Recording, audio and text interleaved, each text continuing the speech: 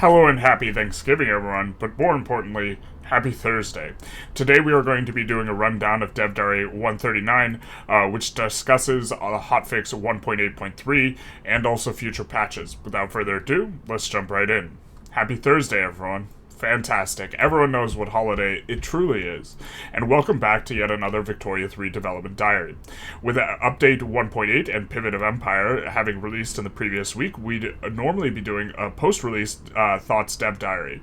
However, this time around, we released a little bit later in the week than we usually do, and we've been wrapped up with working on the larger 1.8.3 hotfix. For this reason, we decided to give you a happy Thursday anyways, even though you weren't going to receive, our post-updates thought happy Thursday, but we decided that 2 happy Thursdays is better than 1. That's what this sentence says. Yeah. Okay.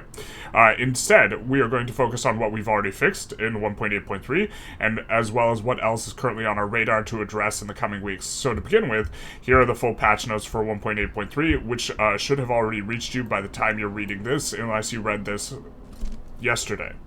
Yeah. Okay, so improvements. Cultures will now seek mass migration somewhere where their acceptance is improved somewhat. I think that this is a fantastic change. This isn't a hard requirement. Awesome that it's not a hard requirement. If the potential migration target has enough migration attraction that can offset sought acceptance, meaning cultures might move somewhere they are less accepted as long as the target migration attraction is sufficiently higher than the origin one. So you will be able to pull migrants to the USA, for example. Probably the most interesting example, but they will be less if you don't accept their culture as much. So going on to multiculturalism will have some benefits as it relates to migration, which it should, but at the same time, the US, historically speaking, was able to get a ton of Chinese immigrants, despite them not being particularly well accepted on arrival. The ratio between acceptance at origin and target will now scale how many pops actually move in a mass migration per week. Also very cool, and this makes sense, and also incentivizes you to, if you're trying to play the migration game, go multiculturalism, but if you want to maybe put it on the back burner, maybe not, especially with the new systems that seem to make SOL matter quite a bit. If you are experiencing, for example, unemployment, which is possible if you start on one of the higher pop countries. If you have unemployment, then dealing with unemployment is a bit easier if you don't have as much migration, so you could go more discriminatory, something like this. If the target's acceptance is lower than the origin one, less pops will move. If it's higher, more pops will move. Makes sense. Really like these changes. Super happy to see them coming in rather than just kind of... It makes more sense that the Chinese would move to, well, actually, I guess I don't know how accepted they'd be in the Southeast Asia, but it would make more sense from my lay perspective that they would move there if they could, if there was a similar SOL than they would to the Americas, if there was just a slightly higher migration attraction, something like this. Presidency stability is a game concept now. Presidency stability game concept now explains conditions that affect the unstable Raj journal entry progress bars. Awesome. Updated tooltips to explain conditions that affect the Sikh sovereignty, journal entry, empire stability, and court intrigue progress bars. Fantastic. Imperialism of promise journal entry will no longer fail from civil wars except secessions. That's pretty nice. You had to kind of try and really hard to avoid any sort of civil war while managing a whole bunch of stuff. EIC was actually incredibly tough to play. They're kind of buffing it more than I think they should, but okay. Power blocks can now invite revolutionary nations. Fantastic. Sometimes there would be a revolutionary nation, and this happens way more now that they allow more breakaway countries, but you just couldn't engage with the same diplomacy of them. Although I don't remember ever trying to do this, but I remember sometimes a revolution pops out and then there's a status quo sort of resolution to that revolution, although this is very infrequent because they change the mechanics so that this doesn't happen as much. Maybe that's where we're coming from in the last patch, so I'm just not remembering correctly, with the exception of the Civil War in the USA, which can, if the South wins, it doesn't annex the North, it just secedes, as it were. When recruiting a new commander, historical characters will be displayed more often. Fantastic. Allow you to perhaps try and cycle through to reach a historical character. It's been a little bit difficult to get historical characters that are not like normally commanders to pop up, or at least I don't recall seeing them pop up very often as options. Okay, as AI. The AI East India Company should now be more cautious with regards to events that decrease its stability. Sure. Slightly decrease the AI's desire to construct power block statues. The power block statue is just an enormous construction investment. It's often not going to be worth it, so this is probably a good thing. The aggression of colonial empires towards unrecognized nations now starts off slightly lower and ramps up significantly as the game progresses. I think this seems like a good change that would increase immersion. UK, seems incredibly aggressive at game start, and then, is aggressive throughout the entire game, but maybe being a little less aggressive at game start and then ramping up makes a little bit more sense. Britain will no longer ignore the Boer states because they happen to be recognized nations when it comes time to deal with, when it comes time to, and I quote, clean up Africa, when the time to, quote, clean up Africa has come. It's coming for you. We do like that gold down there. This is the UK's, or Great Britain's rather's, treatment of the Boer states is kind of amusing because they start out protecting them, but they always drop the protectorate. So it's still super meta to just always go for the Boer states, or to, create a sort of situation where you attack the Boer states at the same tick that you join Great Britain on the side of a war, so that they can't defend the Boer states anyways. But it'll be nice to see Great Britain deciding, hey, that gold is nice there, and annexing them themselves, which makes a lot of sense. It makes a lot of sense. All right, so balance. Some of these changes I'm actually not a fan of because they're making something that I thought should be hard and was really hard considerably easier. But maybe that's just better for players in general. Britain is now part of the Indian Uprising diplomatic plays by default. So now Britain will be able to help out the Raj if the Raj has like an uprising or some sort of issue. Sometimes it would be the case that, like, if you're playing as Great Britain, you have difficulty helping them out because you can't join against the subject of your subject or something like this. I believe was like the situation that was occurring, and now by doing this, by including by default, this can't be done. This also might eliminate the India implosion cheese. I kind of don't think this does, but currently they got rid of it where you could join against the EIC, you could start a war against the EIC after you had already joined to play against the UK, which is how you implode India, because if Great Britain fails to defend India when you get into a war with them, then what will happen is India will become free, or the EIC rather. But the way you abuse it now is if you do it on the exact same tick, that is, you send the war declaration. Since it's not actually forcing the war, it's a diplomatic demand. So you send the diplomatic demand on the same tick you join Great Britain on the same side of a war. What will end up happening is they will refuse the tick, then you will have a diplomatic play, and you will already be on the same side as Great Britain, so Great Britain can't help out. So you can still implode them, but this might address that, I'm not sure.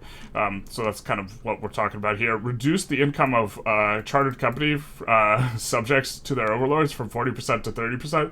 This makes the EIC so much easier to play. It was really backbreaking because you're moving from, having 60% of your income to 70% of your income. It's effectively like you have 15% more income here. This is an absolute tremendous thing. It was super backbreaking and difficult to play as the EIC as a result of the income transfer, and now the income transfer is not going to be there. I think that perhaps it's the case that they should be locked in on exploitative economy, or the exploitation, the economic principle, or the economic system that's colonial exploitation, or whatever this is. Perhaps it should be harder to get off of that, and then they shouldn't pay as much out to their overlords. So utilizing the investment pool should maybe be really difficult, because getting off of that law was incredibly easy, and then maybe they should pay less at the same time. Something like this, but 40% was really backbreaking. I thought it was really interesting to try and play through, and led to kind of engaging playthrough, and now it's going to be significantly easier. Rebalanced Indian presidency stability from a scale of 100 to a scale of 300, okay? Gave the East India Company claims on much of its western frontier at game start, okay? Reduce the flat liberty desire growth in subjects from annexing low prestige subjects. So it used to be the case, I think it's a minus 20 or minus 0.2. It might be minus 0.1, but it's a really significant negative modifier, such that if you like annex any of your subjects in like within the same cooldown of annexing a different subject, they basically all go to max liberty desire. If you annex 2 within like the same time period, I think it's like 5 years, which is really, really backbreaking, specifically as the EIC, where you have a lot of subjects that you want to annex if you want to get like the full nice shaped India.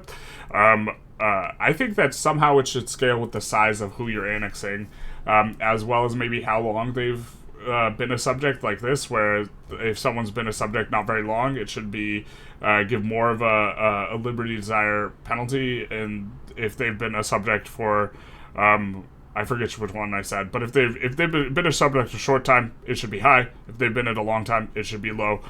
Something like this would make a lot of sense to me.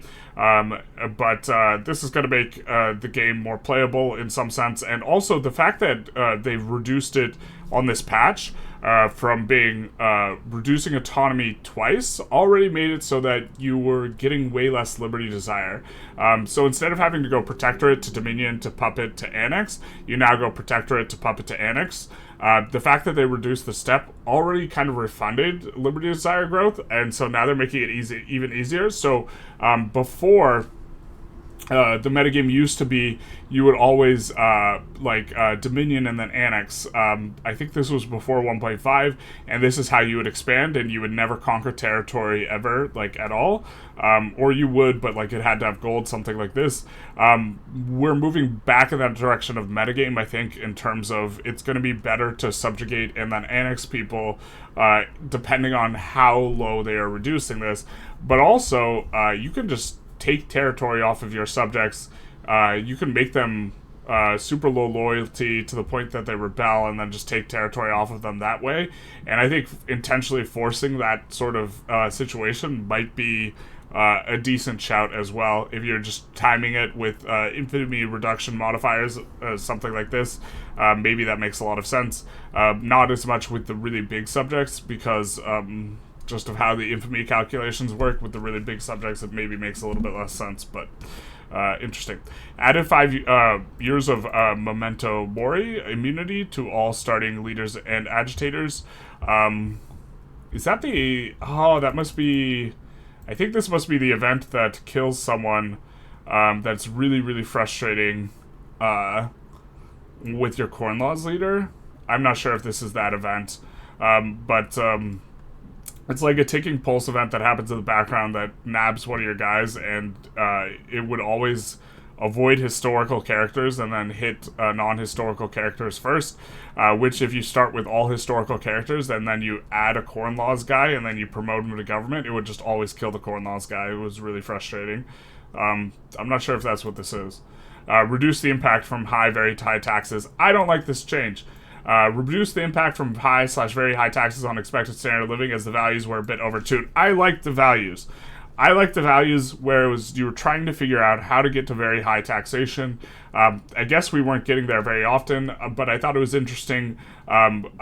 I think it's interesting for the whole spectrum of like the thing to be useful, which is what it was feeling like. I was really a big fan of high and very high taxes really sucking really hard, and you just have to go normal taxes most of the time. I liked this, and trying to figure out how to boost SOL so you could move up to high taxes and then up to very high taxes afterwards. I don't. Well, it depends how much they nerf it. But if they nerf it by very much at all, I won't. I won't be a fan of this. Right now, for the lower strata specifically, which is where it really matters. It's 2.5 for high and 5 for very high. If they nerf it any more than +2 and +4, respectively, I'm going to be really, really sad because the metagame for like forever has just been you max out taxes and you build and you don't care at all about like the effect of high taxes on radicalism, and you just blast, and it's not been something where you engage and you think about this type of thing. You just like set it to high and you forget it. To be fair, last patch you would often reset radicalism anyways with abdications, so that part has been removed, but or effectively.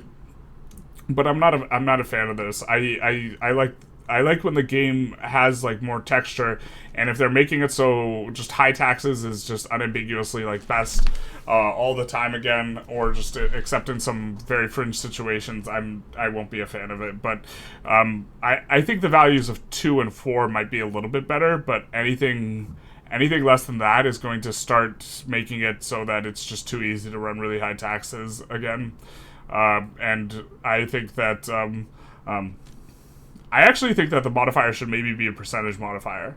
So rather than a flat amount, it should be a percent, which makes it harder in the late game to turn up high taxes as well. Because as it stands, as you increase SOL, just generally speaking, you should be able to run high taxes easier. And being in the really low kind of backward nations, it's really hard to run high taxes. And maybe this is less realistic, and what you should instead do is it should be like plus 15 and 30% expected standard of living. Something like this would maybe be preferable, but I don't like this change. I like the challenge that has been posed by very high taxes effectively being impossible to run at the game start. But to be fair, what everyone has done is they've just run very high taxes and then they've just hit a brick wall and they've been like, bro, this game's so hard, this patch. So I don't know, maybe make the tooltip more clear that like it would cause a bunch of radicalism would be, I think, what I would prefer as an adjustment. Like make the tooltip be like, yo dog, are you sure you want to really tax these guys, and tell them to eat cake, and you're like, yeah, and then they rebel against you and you're like, what? And then yeah, just something like this. Anyways, made the British East India Company start with high military wages. Okay. Fixed Portugal's conquer weights. It should now correctly prioritize annexing Gaza once the time is correct. The truth hurts. Bumped Portugal's starting colonial affairs level from 1 to 2. I do like that they're uniting, in particular, Lourenco Marx, like the state, because it causes a lot of weird shadow army and front spaghetti business, though. So maybe this is going to be a thing that makes actually, if they take Gaza, then maybe this just actually makes the game a little bit more playable.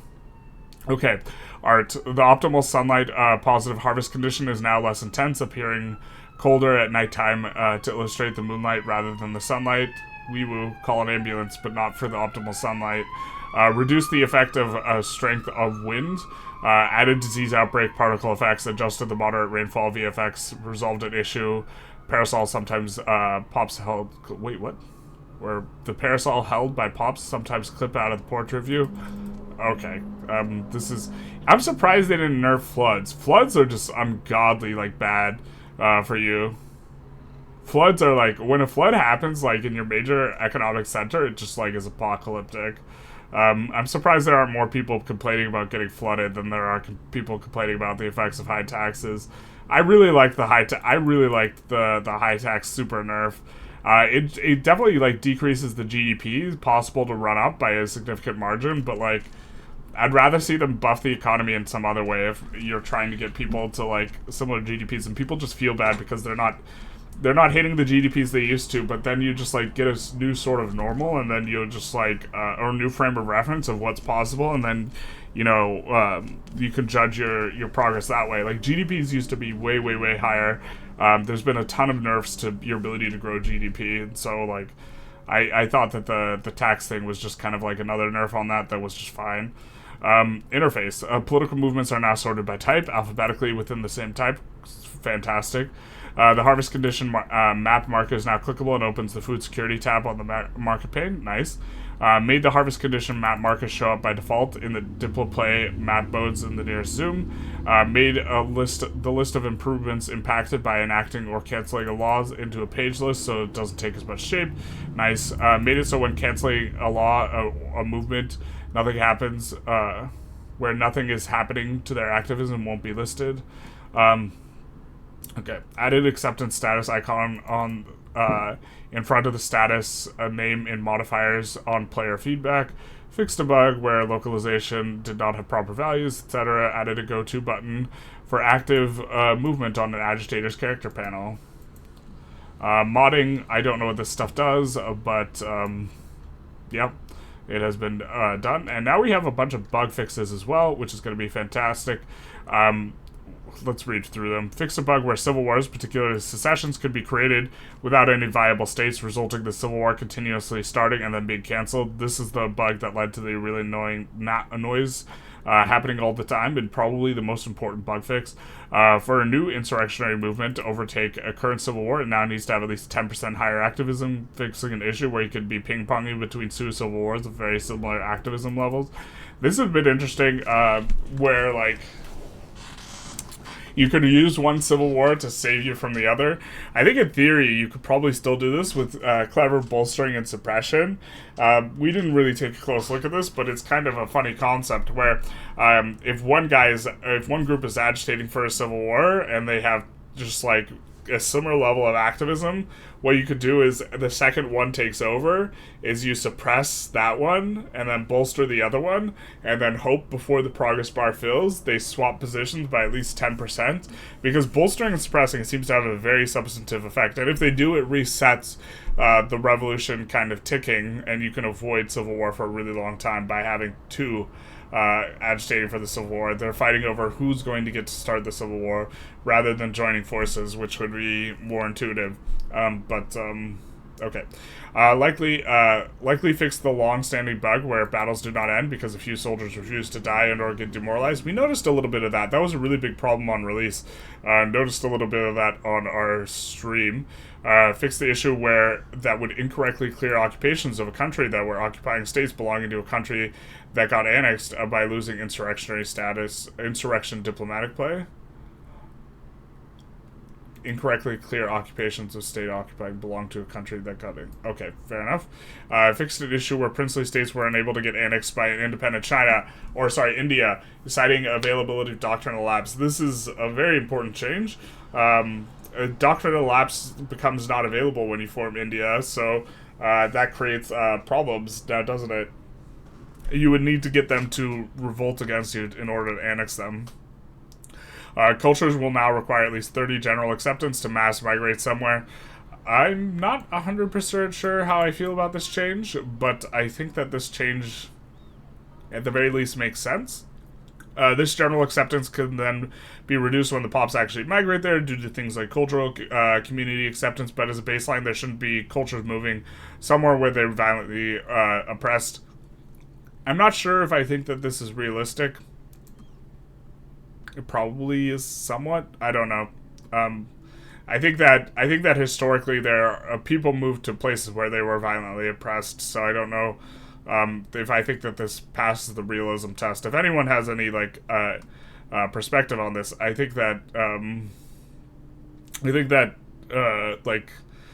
people have gone to some really bad places. But I guess it would just be, I would rather see them just migrate in much lower numbers into this level of acceptance, the really, really low level of acceptance, than just not do it at all. But maybe for performance it makes more sense to not migrate into violently oppressed if you're not going to migrate very much at all. That's probably fair. Government subsidized buildings now override the usual hiring restrictions when it comes to hiring from ownership buildings. If the new job is equal to or better than the old one, i.e. government administrations can hire aristocrats from manor houses to be aristocrats in government administrations, but can't hire them to be clerks. Interesting. Annexing That's one way to reduce someone's SOL, huh? Be like, it's time to work as a clerk, my son. Annexing states through events such as Canadian Federation Risorgimento no longer generates radicals as though those states were conquered. We noticed that in the India run, we created a ton of radicalism when we conquered portions of a split state. I don't know if that's an appropriate level of radicalism. It might be, but it seemed really painful. Fixed an issue where only passable provinces are counted towards bonuses to colonization speed. Also fixed a separate issue found with counting impossible provinces in state region. Fixed a bug where revolutionary colonization AI wouldn't merge any formation. Made it so that the Treaty of London journal entry will automatically select a response after 6 months. That seems to make sense. Fixed a bug where civil war... Well, maybe it makes sense. Fixed a bug where civil war progress would reset on save load. Yeah, that was a neat little bug. We didn't exploit it, but we did hear about it. Fixed a bug where ideological incompatibility was applied to the countries that didn't use the caste system. Interesting. Fixed a bug where the pop-up for agitators would not allow show which movement they created or join due to the movement being created after the pop-up is fired. I think that maybe a lot of these are going to be a little bit...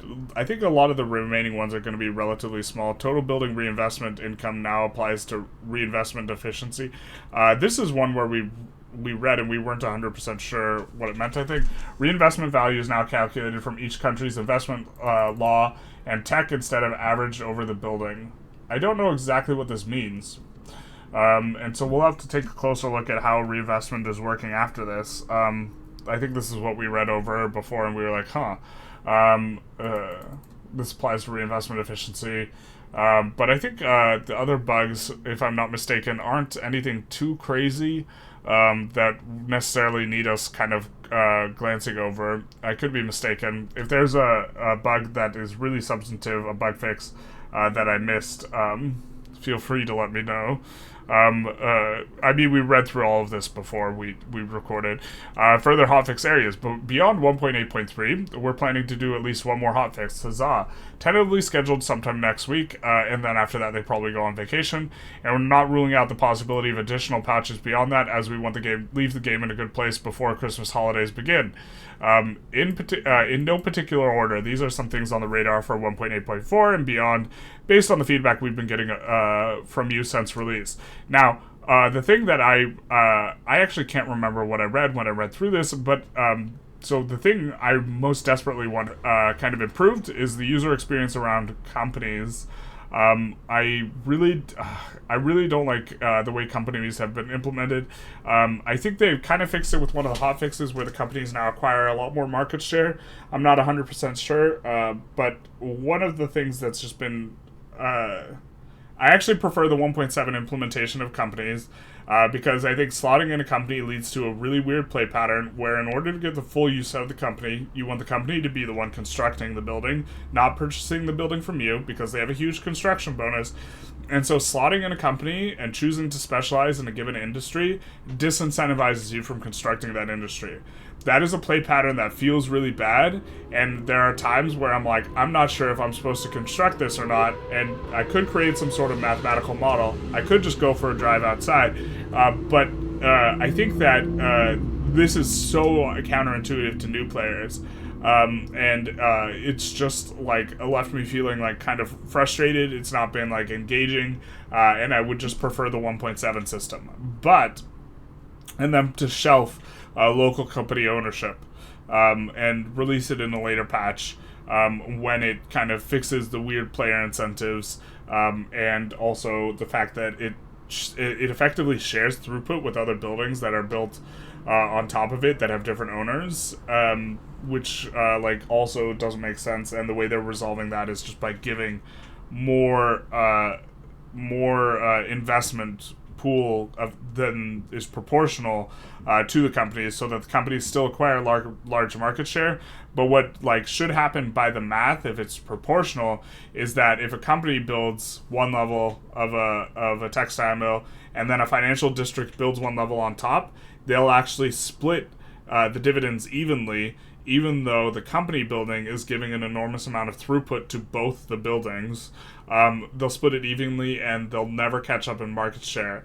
The way they are band-aiding it, as far as I know, is they're just giving way more market share to the companies, which I think is an excellent band-aid, but it doesn't fix like kind of the underlying logic of what's going on and the strangeness of how companies are giving throughput to other buildings. It like kind of changes the way you think of like foreign investment in like really weird ways too, because you don't want to if your company builds something in your country and it builds where there are 5 other buildings, this isn't so big a deal because it's juicing up your other 5 buildings. If it builds overseas, now you're juicing up some other country's buildings, and you don't want that. So just kind of weird stuff. And okay.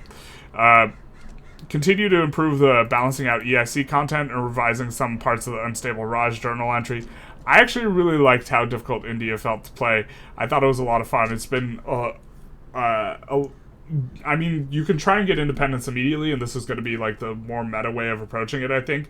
But if you don't try and do this immediately, I thought that it was really challenging and interesting to play, and I've had a lot of fun with that run. Review the rewards of Pivot of Empire journal entries to feel they're worth the effort to complete. This is fair enough.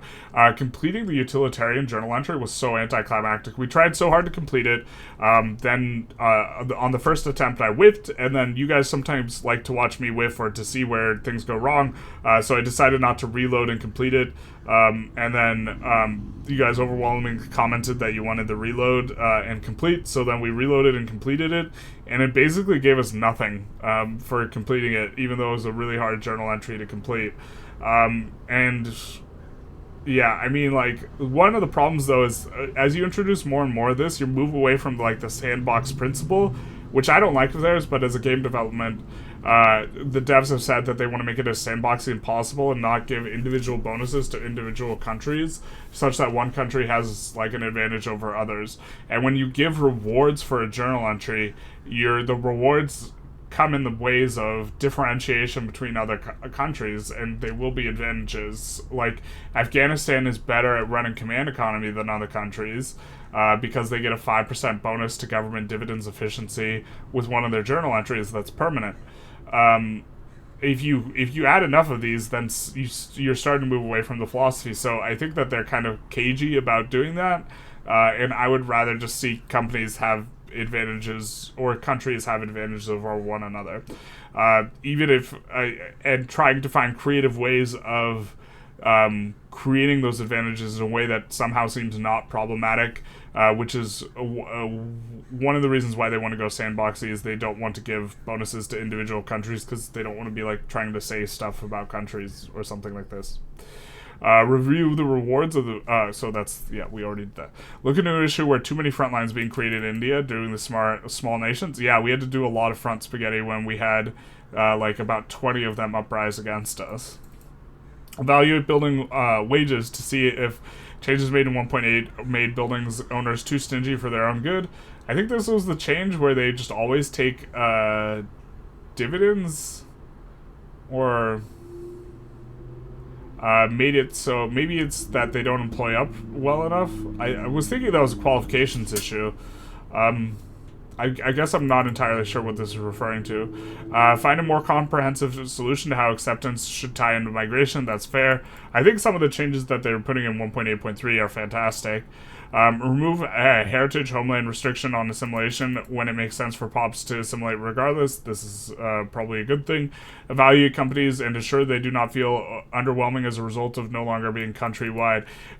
For me, it's not whether or not the power level's there. If you make them acquire excessive market share or a huge market share, then the power level's there, right? Also, in principle, I think they should be able to buy from other private industries, but it's the counterintuitive play patterns that like feel bad. Like if the real big one to me is that getting the construction bonus is an enormous part of the bonus. If you get the construction bonus, this means that you do not actively want to build the building in order to get the construction bonus, because you want the company to do it rather than buying buildings off of you. This means that you slot something in to specialize on it, and then you don't build it. I mean, I'm beating the dead horse here, but it's just really frustrating. Doing a balance pass on subject payments, particularly for chartered companies, 40% is real painful. It was really interesting to navigate, though, but it was disgustingly painful. I think in theory you can get over 100%. Or someone pointed this out. We haven't checked the math on it, but you can get over 100% with the 40% value that got nerfed. You could get over 100% subject payment, which I don't know if this creates money out of nothing if you get over 100% subject payment, or if there's a cap. But you could, if you stack all the modifiers to increasing subject payment, you can make it so they pay over 100%, which is insane. This, of course, does not even close to becoming an exhaustive list, and we will continue to collect your feedback and make adjustments and fixes as a result. For now, though, that's all for today, so please join us again in a week for proper post-release thoughts on Pivot of Empire, aka the second Happy Thursday. The Happy Thursday was promised. See you then. So that's kind of the rundown of this. We kind of spent a long time talking about some of the things, but I hope that was interesting to you guys. If you like this video, please feel free to like, comment, subscribe, do the YouTube algorithm thing, and other than that, have a happy Thursday, and I suppose maybe a happy Thanksgiving too.